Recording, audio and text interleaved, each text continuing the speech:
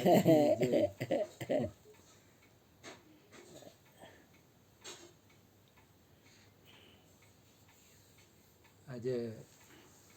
સત્સંગ તો બહુ બાપુએ ગુરુ કૃપાથી કર્યો એમ.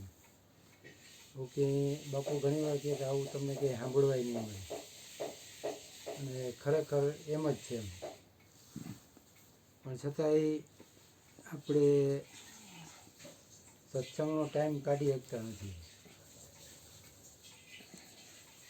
સત્સંગમાં ન આવવાના બાના ઘણા મળી જાય કે આજે ભાઈ થાકી ગયા છીએ, કે ક્યાંક બહાર જવું છે, તો ઠંડી બહુ છે, મોડું થઈ ગયું કે નથી જવું. એટલે સત્સંગમાં ન આવવાના બાના ઘણા જ, પણ જો આવવું હોય તો હિંમત કરીને નીકળી જાય તો આવી જાય. એટલે જે લોકો એવા સંતો થઈ ગયા બધા પોતાની કેળી એમ નોખી કંડાઈ ગઈ, એ રીતે નથી હાલ્યા કે જે સંસારી કે મતલબ જગત હાલે એ રીતના નથી હાલતા. એનો રાહ કંઈક અલગ હોય છે. એવું એક એક્ઝામ્પલ આપું કે ડૉક્ટર હતા, આર્થર કે એવું કંઈક નામ એવું કંઈક હતું. એટલે એ પોતે ભણી ગણીને ડૉક્ટર થઈ ગયા. પછી એને વિચાર્યું કે મારે સેવાનું કાર્ય કરવું. પૈસાની જ ઓલી હોત તો એના શહેરમાં રહીને એ કરી શકતો. એ વિચાર મારે આ જે ગરીબ માણસોને આદિવાસી લોકો છે એની સેવા કરવી છે. એટલે એવું વિચારીને એને જંગલ વિસ્તારમાં આદિવાસીઓ રહેતા હોય ત્યાં જઈને એને ઝૂંપડીમાં ચાલુ કર્યું દવાખાનું.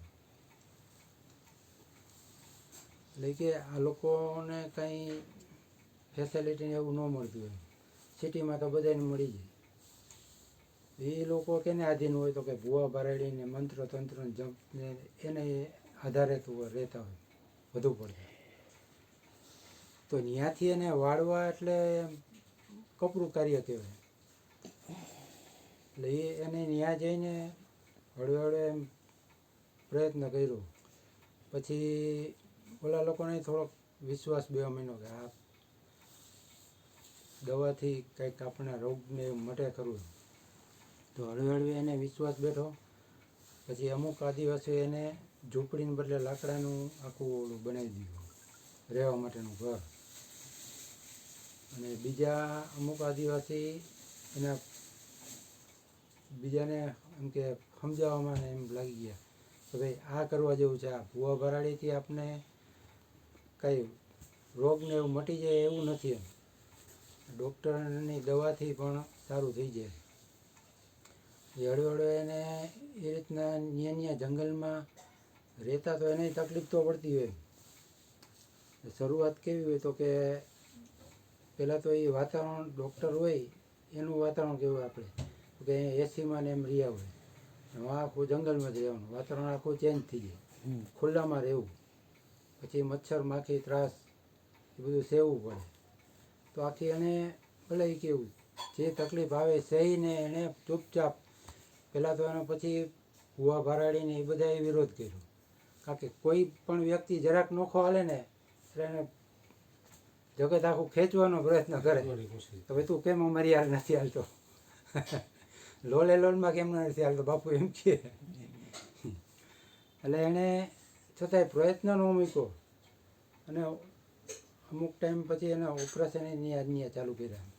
એટલે એ આદિવાસી લોકોને વિશ્વાસ બે ગયો કે ના છે સાચું. જો એને એવો વિશ્વાસ વ્યક્ત થયો કે ભાઈ હું કંઈક અલગ કરું તો એ રસ્તે હાલીને એ કરી શક્યો. ને આપણે ખાલી એમ થાય કે ભાઈ સત્સંગમાં જવું તો એમ કેટલાય બાના મળે. તો એને બાનું મળે કે ભાઈ હા હોય અહીંયા તો એ એની રીતે પડ્યા રહે. આપણે આપણું મિલકત ભેગી કરો, ડૉક્ટર થયા તો પૈસા ભેગા કરવાનું બધું, પણ એ એના મૂલ્યથી કંઈક આગો આવેલો એમ બધા કરતાં એનાથી એને કંઈક અલગ કર્યું. તો અંતે એને કંઈક 4 એવોર્ડ પ્રતિષ્ઠિત એવોર્ડ મળ્યા વિશ્વભરમાંથી. તો કહેવાનો મતલબ અહીંયા આપણે જો ધર્મ પંથ સંપ્રદાયિક વાળા તો બધું છે, પણ અહીંયા વાત કંઈક વાતાવરણ કંઈક અલગ પડે છે કે વાત આત્મજ્ઞાનની થાય છે. બાકી વાત કંઈ બી જપ તપ તીરથ આ તે ગમે એ થતું હોય, એના કરતાં કંઈક રસ્તો અલગ છે. તો આ જચે અને જચે બધાને ગમી જાય એવું નથી. જો બધાને ગમી જતું તો એના તો ફૂલ સ્ટેડિયમ ભરાઈ ગયું હોય. એટલે એવું છે કે જેને જેવી અનુકૂળતા ને, પણ છતાંય સત્સંગનો લાભ લેવો મહત્ત્વ એ છે. બોલીએ સદગુરુ મહારાજની જય.